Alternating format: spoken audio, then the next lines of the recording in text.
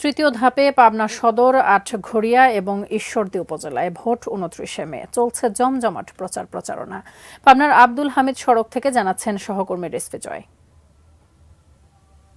উপজেলা নির্বাচনে এখন জমজমাট প্রচারণা চলছে পাবনার ঈশ্বরদী, আটঘরিয়া এবং সদর উপজেলায়।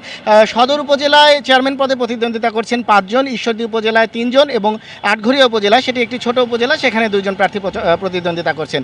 পাবনা সদর উপজেলায় জমজমাট প্রচারণার মধ্যে আওয়ামী লীগের যারা নেতৃস্থানীয় নেতৃবৃন্দ রয়েছেন তারাই কিন্তু এই উপজেলা নির্বাচনে আসলে প্রার্থিতায় রয়েছেন। তো তাদের মধ্যে আসলে নিজস্ব কর্মীদের মধ্যে যে প্রচারণা এবং নিজস্ব কৌশল সেগুলো কিন্তু চলছে।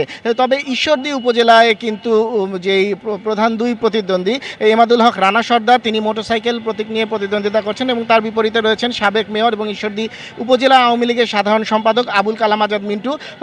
তো এই দুইজনের মধ্যে কিন্তু বেশ উত্তাপ ছড়াচ্ছে তাদের কর্মীদের মধ্যে নির্বাচনী প্রচারণায় যে বিষয়টি।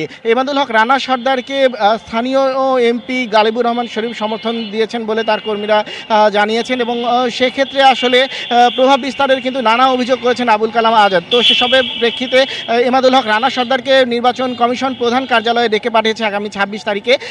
এছাড়া আটঘরিয়া উপজেলায়ও কিন্তু যেই প্রার্থী রয়েছেন তানভীর ইসলাম, তিনিও কিন্তু প্রতিদ্বন্দ্বী প্রার্থীর বিরুদ্ধে আচরণবিধি লঙ্ঘনের বিভিন্ন অভিযোগ দিয়েছেন।